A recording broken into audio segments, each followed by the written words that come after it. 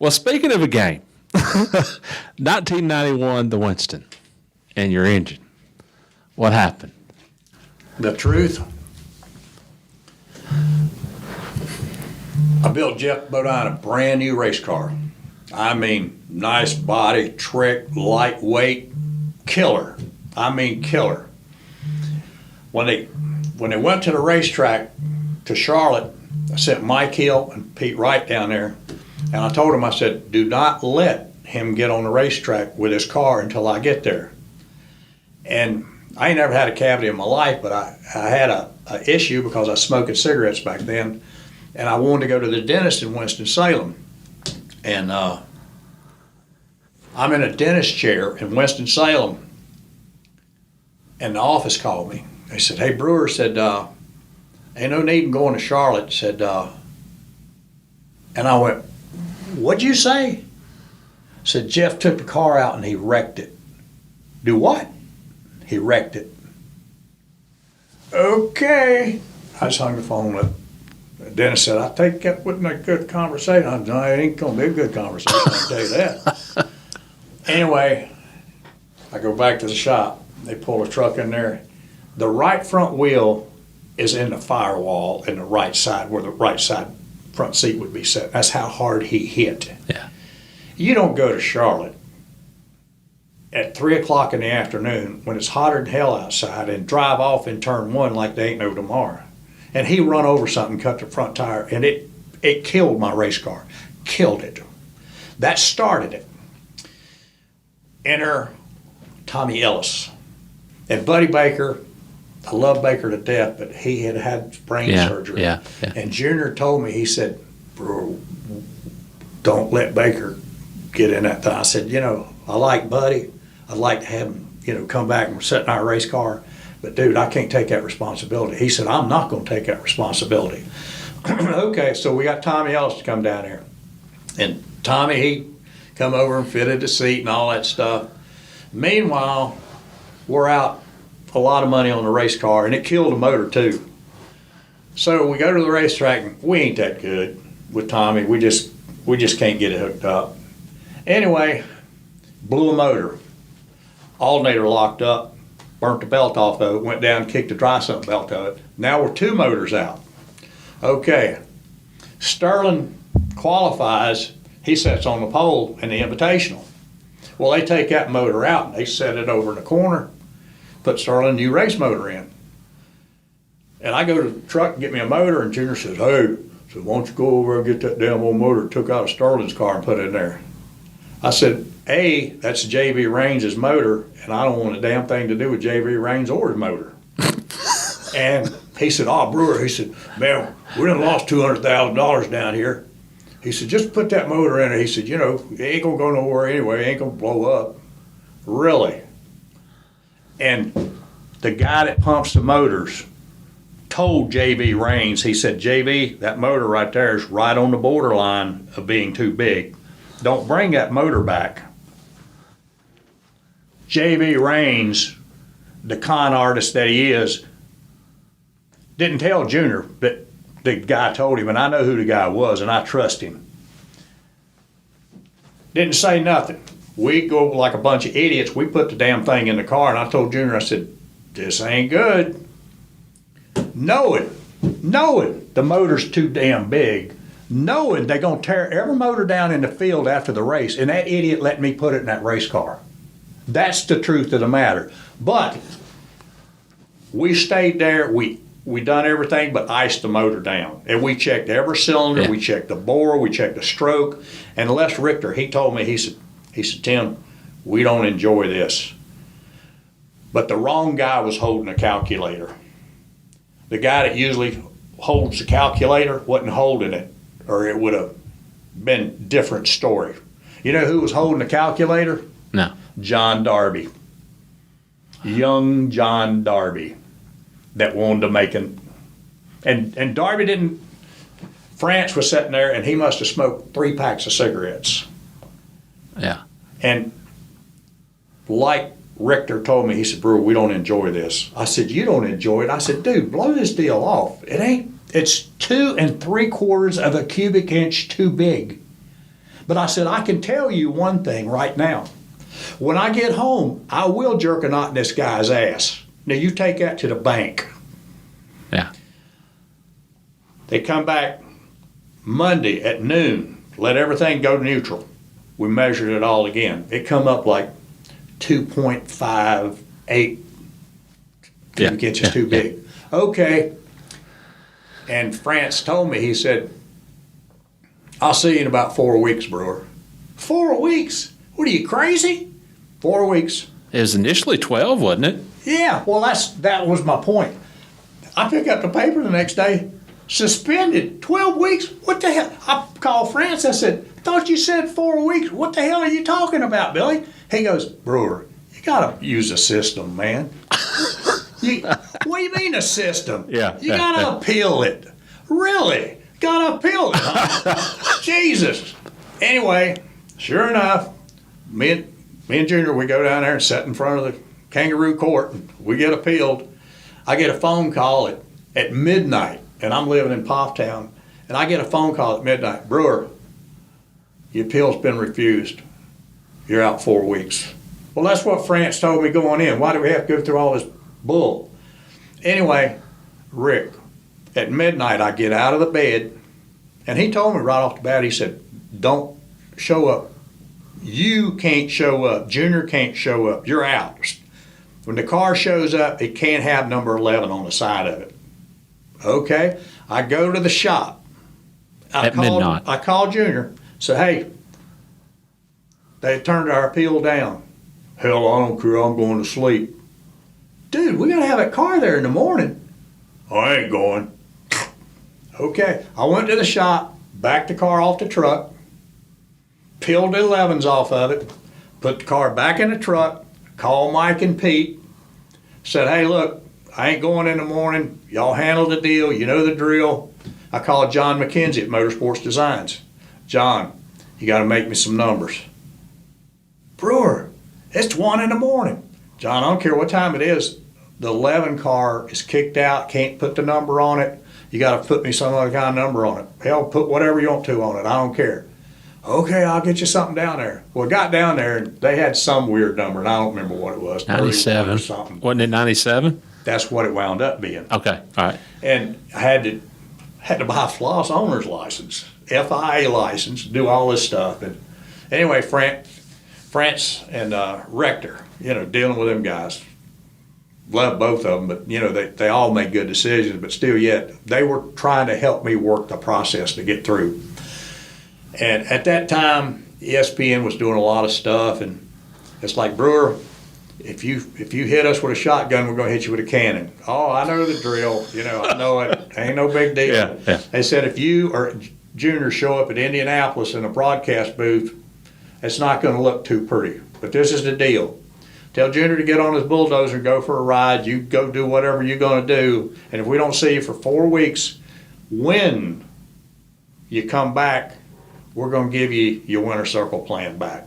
And at that time, I was about $160,000. Yeah. So I told Junior, I said, go ride something, go tear something up, So we didn't show up. And Pete and Mike Hill, they took care of the car. And, everybody they fell in and done their jobs.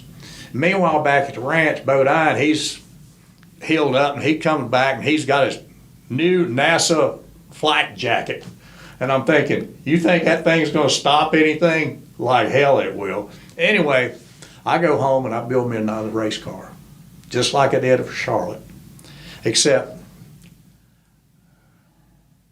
I kind of got a grudge. I'm kind of a little pissed off. Now you're mad. Just a little bit. Just a little bit. And Junior come down there, and everybody's working on a car, and he's looking at that thing. He goes, what are you doing? What do you mean, what am I doing? He said, Brewer, you can throw a house cat under that template at the rear window of that car. He says, how are you going to get that through? Don't worry about it, I'll handle it.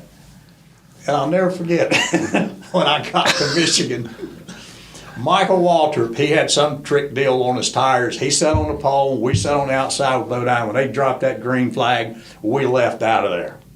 And that damn Venturini had the dampener come off his car, and it took the oil pan off my car. We're leading the race, just checking out. And I never forget, the guy was putting the templates on the car. He looked at that car, he said, Brewer, will that car fit the template? I said, hell no. He said, well, I ain't gonna put it on there then. But Rick, you could put your fist between the template and the rear roof of that car. I mean, it's like, it was a fastback for sure then. But everybody says, where are you gonna run this car? I said, I'm gonna run as long as I got they ain't putting a template on it. But I mean, it was a game. Yeah. You know, they kicked me out. Okay, that's fine. When I come back, I'm gonna haunt your ass. I'm gonna haunt you every way I can. The following year, 1992, Bill Elliott comes on board, and you talked about how well the two of you hit it off. What made the two of you click so well so quickly? It started in October at Charlotte Motor Speedway. Yeah. Junior had already cut the deal. I took Jeff Bodine and Sterling Marlin. We went to Evergreen Speedway in Redmond, Washington, to run the Motorcraft 400 out there, 500. And the Junior had a meeting with Bill that weekend, and he come back. He said, "Yeah, Bill wants to do the deal." I said, "Okay." I said, "How in the hell is Coors going to let Bill get out of the Coors car Go to and get in the Budweiser. Budweiser?" Yeah.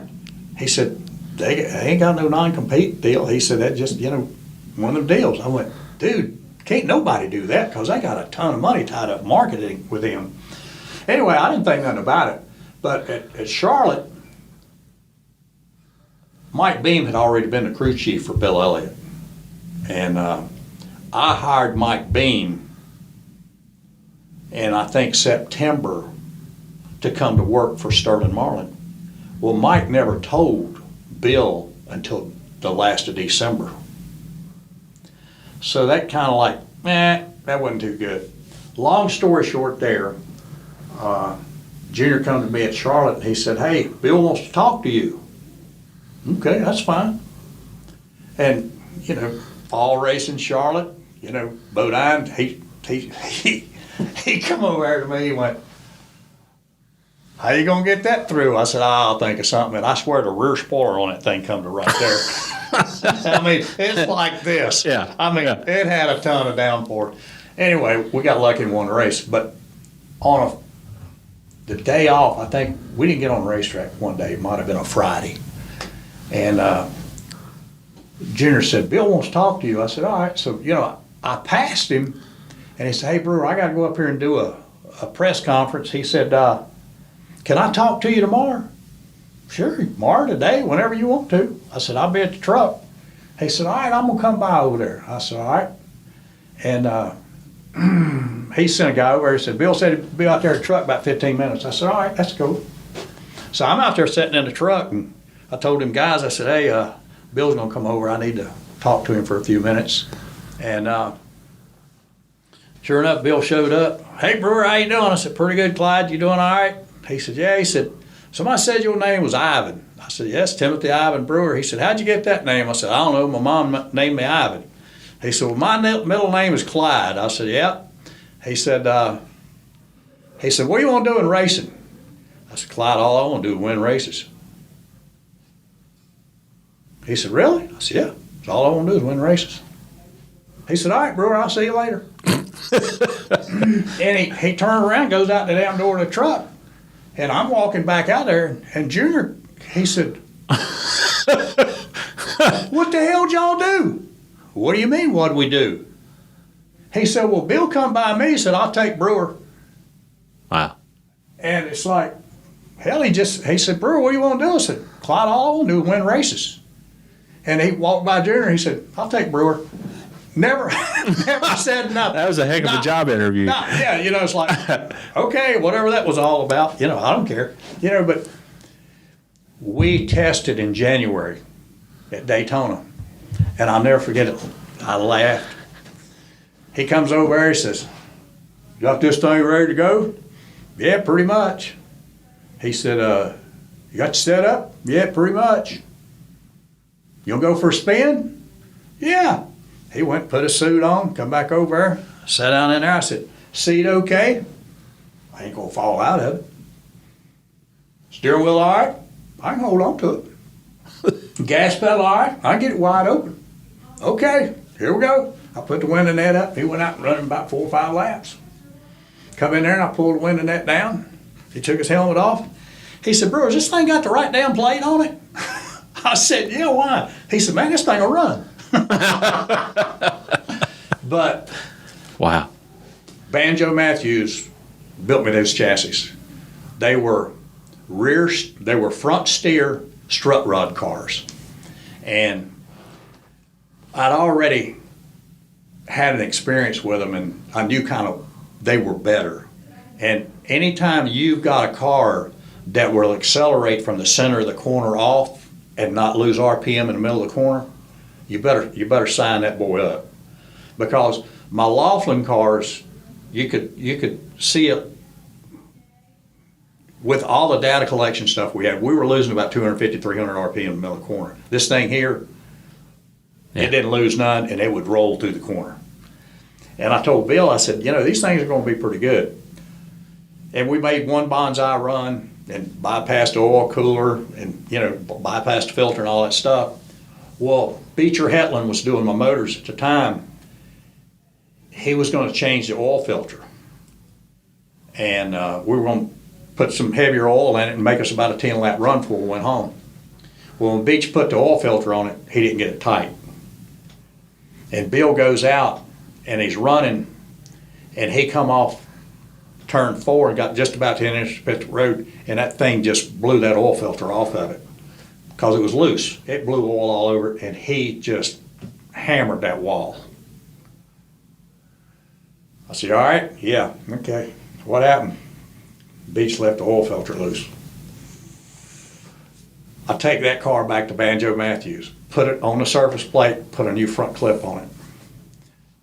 Went back to the wind tunnel, blew it. It's still a good car. I got another brand new one sitting right there. I said, this is a better car right here. So we went back, and the problem was we had a little trick, and it was all good. And Bill told me, he said, Brewer, you got to be the wildest, craziest man I ever seen in my life. I said, Clyde, I checked. He said, they're going to put you in a NASCAR jail. I said, I checked. They don't have one. Anyway, Junior, he knew what I did. And he told me, he said, you got to put that on Sterling's car. I said, Junior, them guys will get us caught. He goes, I need that Maxwell House car to run good. Okay, so me and Mike and Pete, we done what we had to do there. Anyway, we strolled down there, and we've been bad fast, and I know what we can do. Well, when we got the cars on the line, I think it was Gary Overman. He come over and said, Brewer, we got something wrong. I said, what are you talking about? He said, the oil heater won't come up. What do you mean it won't come up? He said, I got it plugged in. I'm telling you, I got the wrist out wide open. He said it won't come up. Bill went out and qualified, and Sterling beat us by 200 or 300. Yeah. And we didn't have no oil temperature at all. And, we got beat. We were second. But anyway, we corrected what we had to correct, and, went on through our stuff. And the great Gary Nelson, he has tore my car all to hell. I mean, we got the motor out of it, got the transmission out of it, and he reaches over there and pulls on the seat cover, and about that time the whistler went off on the motor right over there. And I'll never forget to this day, Mike Hill had a chaw in the back end about like that, and I couldn't put that stuff in my mouth if you held a gun on me. And he's getting ready to pull that seat cover off. And old Mike goes,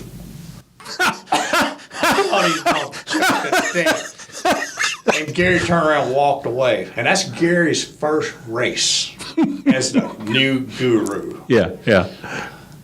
They'd have given me 30 days in an electric chair if they'd have caught what I had on that car. And Andy Petrie, they caught him with some aluminum, with some copper washers that they mashed, and the car went down and all that stuff. And I'm going. And Richard Childress and Jack Rouse, they're standing over there. Brewer's up to something. Brewer's up to something. All right, so what was on it? I got to ask. Can't tell you. I forgot. The statute of limitations is No, it passed. run out. Ray Abraham and I, we had that conversation. He said, Brewer, you can't tell them people, hey, you done stuff. I said, yeah. He said, they'll think you're a cheater. Hell, that ain't cheating. That's self-defense where I went to school. I said, them guys come to do the same thing to me that I come to do to them. But hey, my deal is I hit them with both loads, both barrels, and then I split. Do to them before they do to you. Exactly. It's like do them and then split. See you later. Bye. But Clyde and I, we kind of passed old Gate, and I said, what you doing, Clyde? He said, what's wrong with Junior? What do you mean, what's wrong with Junior? He said, Ivan, I'm telling you, he was on a dead run when he went through this gate right here heading for the parking lot. I said, really? That don't surprise me. He goes, what, he ain't gonna be around if you get caught? I said, hell, he's halfway to Wilkes County now. I said, you think you gonna hold his feet to the fire? That seems to be a theme. And he told me, he said, Elizabeth. I said, baby, there ain't no need in calling that lady. And I said, never a word. I said, because she ain't gonna get us out of this one, Clyde. I'm telling you. He said, brother, I'm telling you, you the craziest man I ever seen. But Clyde and I, we it's like Sterling said, you ever drove Brewer's race car? Nah, you're pulling something or pushing something or moving something all the time. but it was a game. Yeah. And that's all it was to us. It was a game. And, I told Clyde, we go to the Winston. And, I told him, I said, hey, man, the way they're going to invert this stuff, you don't need to win but one segment. Then at the last segment, when I call you on that radio, I'm going to tell you, go to the back. Because there's going to be some gunslingers that's going to be pretty tough over here. And if we ain't in front of them on this last deal, if you got 10 laps and 4-sticker tires, Clyde, you can beat anybody here. But sure enough, I called him with 10 laps to go in the middle segment there. I said, Clyde, 10 to go. Do what I told you. Yeah, he's still on it. Okay. 5 to go, Clyde. He's still on it. 2 to go. I said, hey, Clyde, it's 2 to go. Yawn there, big boy. And he's trying to run him down. Yeah. I'm going. Anyway, caution flag. Hey, Ivan. Yeah. You want to drive us next 10? I said, no, I got the best shoe in the world. It's up to you now, big boy. I think we run third, and that's when Davey crashed. Yeah. And it's like, holy Jesus, that's big. And, Davey, he got his bell run pretty good. Well, I'm over there, and Junior's over there on a rampage because Henry Benfield, Junior went and bought this big grill, and he's cooking hamburgers and onions and lettuce, tomato, and all that stuff. And he's cooking hamburgers for everybody. Well, Henry, he's in a hurry to get out of there, so Henry threw all that stuff in the trash can. Well, I'm over there, and I look out my side door, and there stands Robert Yates and Larry McReynolds. Brewer, we need a favor. Yeah, what do you need, Robert? Said, we ain't got but one race car left. Will you loan us a race car? Well, yeah. Come on up to the shop and I'll loan you one. Rick, it's so funny. They sent Robert's brother, Richard, to my shop in Wilkesboro, and I got all my cars sitting there, got them all lined up. And Richard goes, Brewer, which one of them cars you want to loan? I said, hey, Hoss, you can pick any one you want to. Don't make no difference to me. I said, this is my Charlotte car. This is my backup car. I said, there's Wilkesboro, Martinsville, Rockingham, Darlington. There's Atlanta. I said, that's a good car. Can I borrow that Atlanta car? Sure you can. Ain't no problem. I said, I got one request. So what's that? I said, don't paint it. Leave the decals on it. If you have to use it, just peel the decals on it, put your decals on it, and go on about your business. Okay. What do we owe you? You don't owe me nothing. Okay, that's good. They took my Atlanta car, and they The one that you'd won with? Yeah. And they rode it on the truck for, I don't know, 3 or 4 races. And anyway, finally, rollback pulls up, they unload it. Hey, Brewer, thank you. Not a problem. No big deal to me. And it's so funny. Later on that year, you know, we run second at Dover. Junior, he kind of like shot me in the head on that one. But I shouldn't say shot me in the head. Well, Dover was kind of a turning point, wasn't it? Yeah, it was like Kowicki had wrecked 3 cars that weekend. Yeah. We were good, and Bill just couldn't get the thing hooked up like he wanted it Saturday afternoon. And finally, I said, Clyde, let's go back and put them damn old 325, 125 digressive rear shocks on this thing. I don't know. I said, well, hell, let's just try them. I put them things on there. He said, Brewer, we're all right now. And I'm telling you, we were kicking their ass and taking names in that race. And the right side tires wasn't the issues. The left side tires were the issues. And I'll never forget, we come down 30 laps to go. I said, Clyde, bring her on down here. We're going to put 2 left side tires on it, put you some fuel in it, yawn. And he said, Brewer, that sounds good to me. I'm coming. Okay. Car hits the end of pit road. Junior says, Brewer, put 4 tires on my car. Junior, we don't need 4 tires. We need 2 left side tires and put him some fuel in it. And we're going to win. I said, put 4 tires on my car. Okay, big boy. I told Mike, I said, 4. He went, I said, 4. So we put him 4 tires on there. And when I come up from that left front tire, I took that air wrench. I missed Junior's leg about like that. And I slung that son of a bitch. Oh, I was hot now. I said, Clyde, you got 28 laps to go, and good luck. And he didn't say nothing. I gave him a countdown. I think we got beat by a second. And 2 more laps, we'd have won the race. And I knew. I told Junior, I said, Junior, we ain't racing Davey for the race. We're racing Ricky Rudd for the damn win. Well, I didn't know that. I said, apparently you must have went to sleep some damn time or another. But anyway, we go to the inspection lane, and Gary, crew chief on the car, he come up. Gary Dehart. Yeah. He come up, he said, hey, Brewer, I said, man, that was a gift. I said, well, go over and thank Junior, because I didn't give you a damn thing. I had full intentions of kicking your ass. Junior gave you that when I didn't give it to you.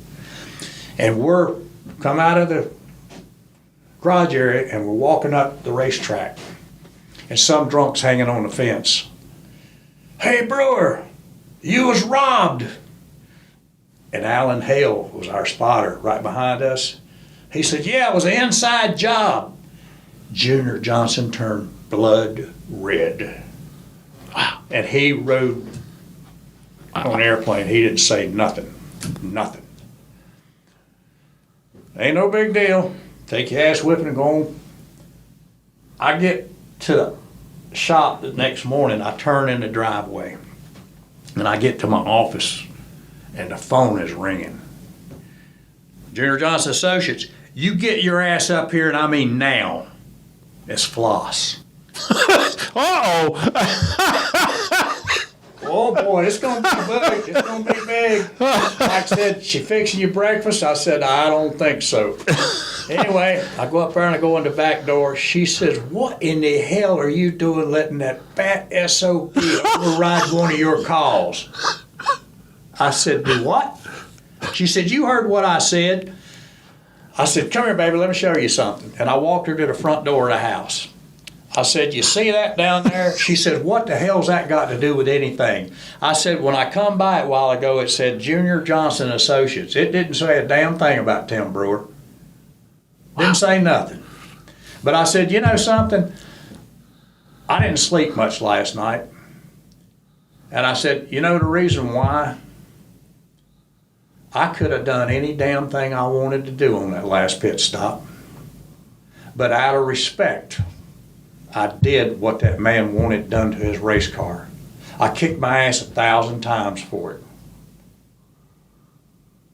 Wow. But it was my call. It was my fault. It wasn't Junior's fault. It was my fault. I did that.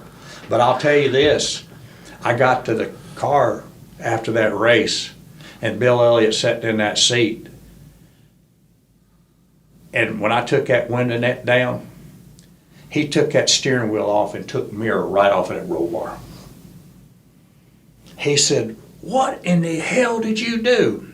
I said, "I let him override my call." He said, "That fat SOB ain't telling me how to drive no race car." I said, "He didn't, Clyde." I said, "That was my fault. I did that. I had the call and I didn't make the right call. That was my fault." Wow. But like I told you, Yeah. I don't lie to people. You ask me a question, I'll tell you. You know, Bill Elliott,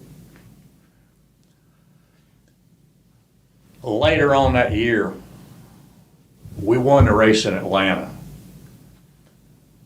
Junior had some bullshit story about I was on people's ass about staying in the pits and all this bullshit. Hey, he said, "Oh, he threw the Budweiser people out." Let me tell you where I was at Saturday night. You ever heard of a place called Panos and Paul's in Buckhead? No. They serve deep fried lobster tail about like this. I had Mark Bennett and his wife and Ryland Bennett, which passed away about 2 weeks ago, and his wife, Pete Peterson, Brenda Peterson, me, and my wife Susan. And we went to dinner that night. They said, "We're going to have," and you know, typical bunch of rednecks at Panos and Paul's, and everybody's, you know, got the gargons, all the napkins and all that stuff on them. "And what can we get you to drink?" I said, "How about 4 bottles of Dom Perignon to start with for the table?" And everybody wants the deep fried lobster tail. "Yes, sir, Mr. Brewer," and they was gone. And I threw the Budweiser people out of the deal. Wrong. I carried them to dinner. I probably spent $2,000 on dinner that night. But we got to the racetrack the next day, and it wasn't a lot of conversations. Of course, that's what got us in trouble. That's what got us in trouble at Phoenix. Conversation that me and Junior didn't have. Yeah. But at the end of the day, You talking about the engine that? yeah. Because I came in Sunday morning, and I told Mike and Pete, I said, "You know, we ought to change that damn motor." But, you know, I knew me and Junior wasn't on the best of terms for some reason or another, which I know what it was. But at the end of the day, after the race, we had a little conversation. And he told me, he said, "Tim," he said, "I wanted to tell you to change that motor this morning." I said, "Well, I was going to tell you we need to change that motor, but I know how temperamental you are about your damn motors. And if I said something's wrong with your motor, I figured that'd be another damn campfire I had to put out." So Yeah. I just said, "To hell with it." But that's a conversation that if we'd have had it, we'd have changed the motor and we'd have put it all to bed right then. Yeah. But it didn't happen. But later that night, After Phoenix or after Atlanta? after Atlanta, my guys are always the life of the parties, and I'm usually right in there amongst them. Yeah. But let me tell you what got me in trouble more than anything in the world. And I'm gonna tell you point blank. And we got in a van after the race, and we always stayed at the Airport Hilton right there at Virginia Avenue, and I had a nice suite. And Preston Miller and Michael Cranifus and a bunch of guys, they said, "Hey, Brewer, you know, we won the championship, you know, manufacturers championship, blah, blah, blah. We're gonna have a party downstairs for Kawicki and, you know, all the Ford teams. You know, you coming to it?" I went, "Yeah, we'll see." And Junior, me and Mike and Pete and all those, we'd party quite a bit and drink and do whatever, you know, but it's like, you know, hell, if we come in fifth, we'd go out first. And Junior, he'd slap old Bud Green. He said, "How the hell's them guys do that?" He said, "Because Brewer said he's going to kill them if it didn't." But the whole thing there was, Junior got on me. He said, "Oh, you partying and drinking a little bit too much." I said, "Well, that ain't no problem, Junior." So from, I don't know, mid-August, we just drank beer. We didn't party, we didn't drink, we didn't raise hell. We, you know, go out and have a good time, have dinner or something like that. But Junior said, oh, you guys party and drink are going to cost us this championship. I said, if you got any idea that that's going to happen, I'll just tell them, say, hey, boys, we're done. We just beer only from here on out. And that's what we did. I went back to the room that night, and that wasn't a good night.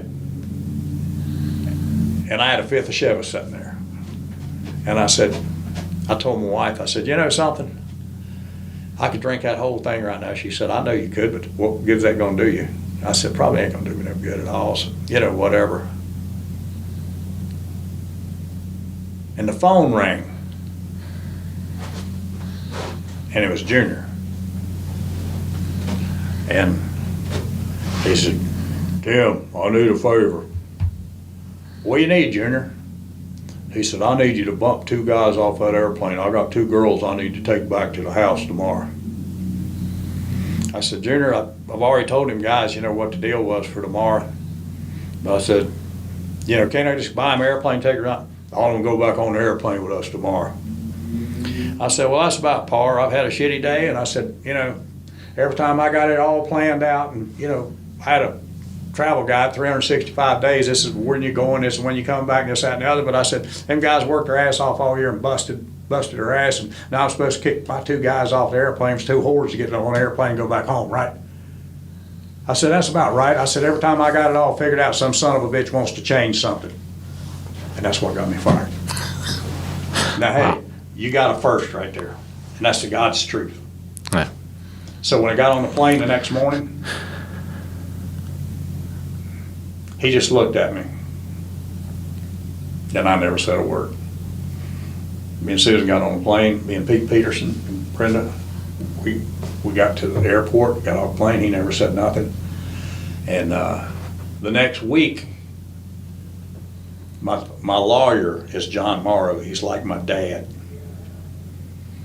He called me on Wednesday, and Junior had already told Bean on Monday, he said, hey, you get Sterling, and we're gonna go to Daytona and test Wednesday, Thursday, Friday. I said, hey, whatever, hell, I ain't gonna get it in a test. Well, my lawyer called me, he said, Brewer, he said, and his office right behind Haynes Mall, Winston-Salem. He said, you need to come by here, I need to talk to you. Okay, anything special? It ain't too good. I said, all right, ain't no problem. So I walked in the office, and Janie Fry, his secretary, she knows everybody in Winston-Salem. I mean, Janie, she's just as good as gold. And I had a 6-pack of beer with me. She said, there ain't no way to do business. I said, it's after hours for me and John anyway. Anyway, went in there, he said, well, you might want to wait a minute on that. I said, John, I don't need to wait on it. I said, what'd he tell you? He said, don't you? Yep, pretty much. He said, Roger Gregory's going to give you a letter on Friday saying he don't need your services no more, but he's going to pay you the bonus and do this, that, and the other. I said, yeah, it's about par. He said, what are you talking about?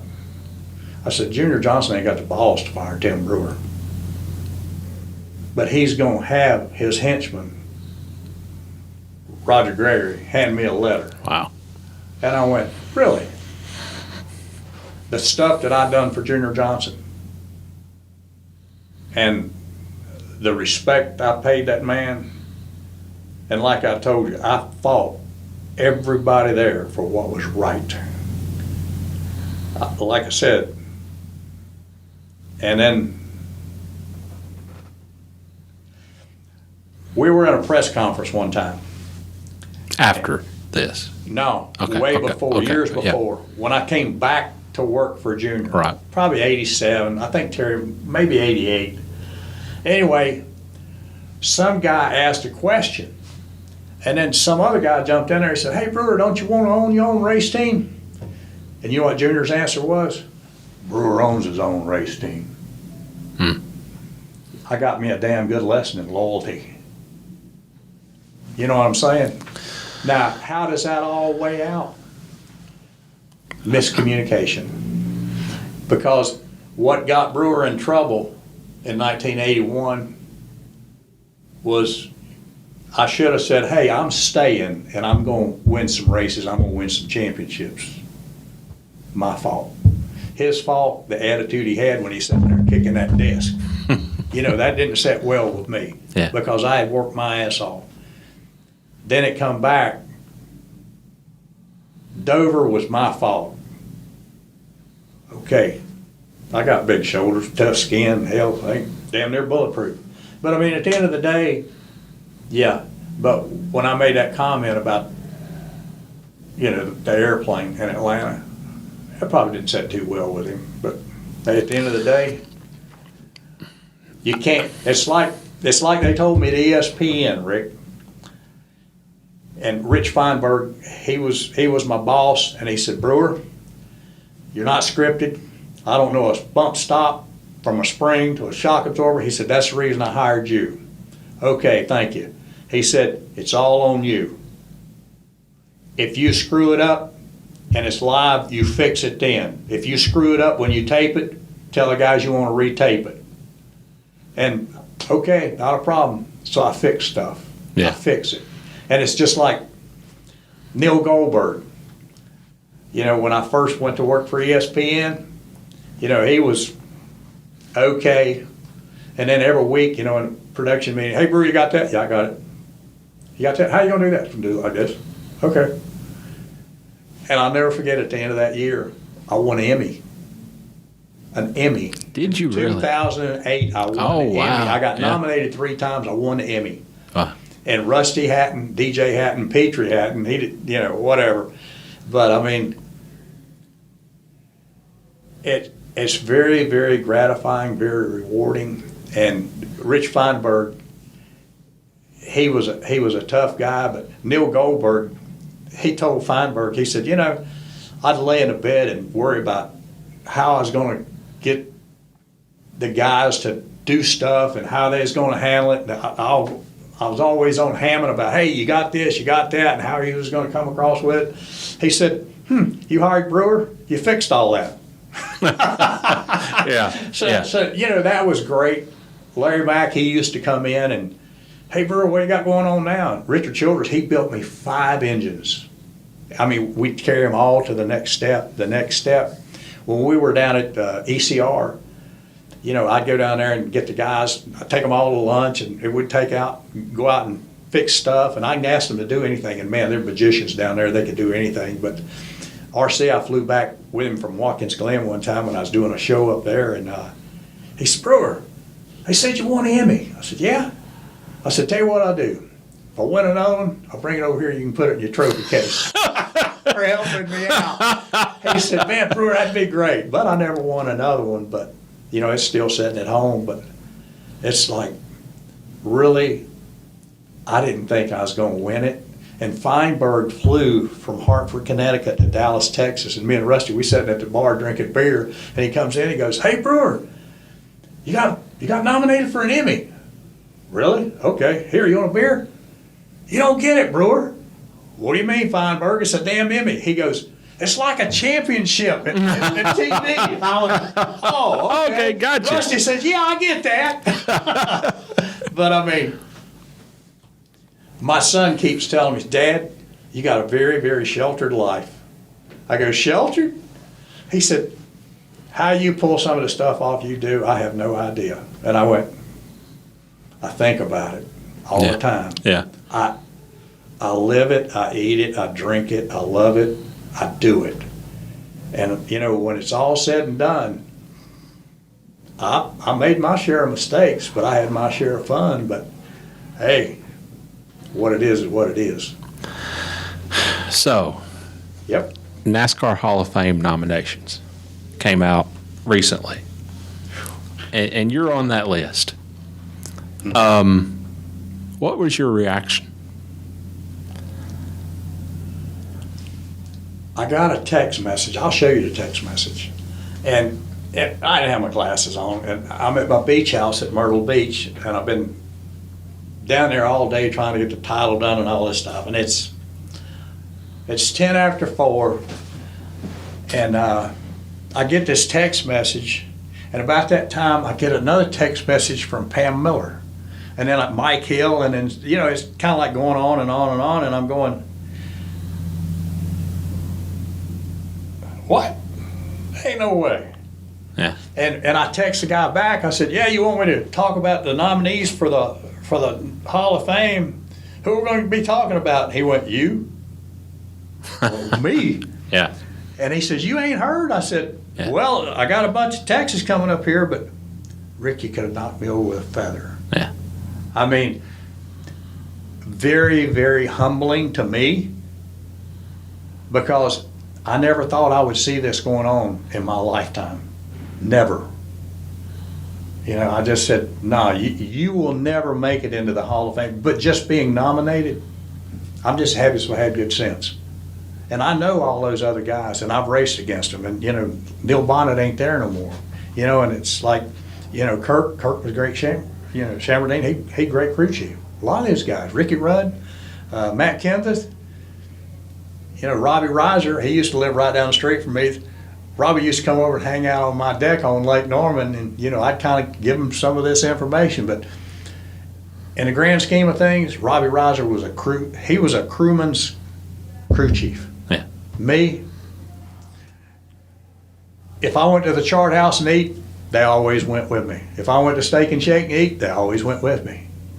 But each and every person that ever worked on one of my race cars and helped me push it and helped me do whatever, this is for them guys. Yeah. I just happen to be the guy that was, maybe calling a few shots or doing whatever or coordinating. But Mike Hill, he sent me a text. He said, Ivan, it's about damn time. I went, hey, Yeah. whatever it is, but Rick, I'm just telling you, the Hall of Fame, it's very, very humbling, even to a guy like me. I mean, tough skin, don't mind going to war. You're gonna lose a few, but this thing here, it's big, really big.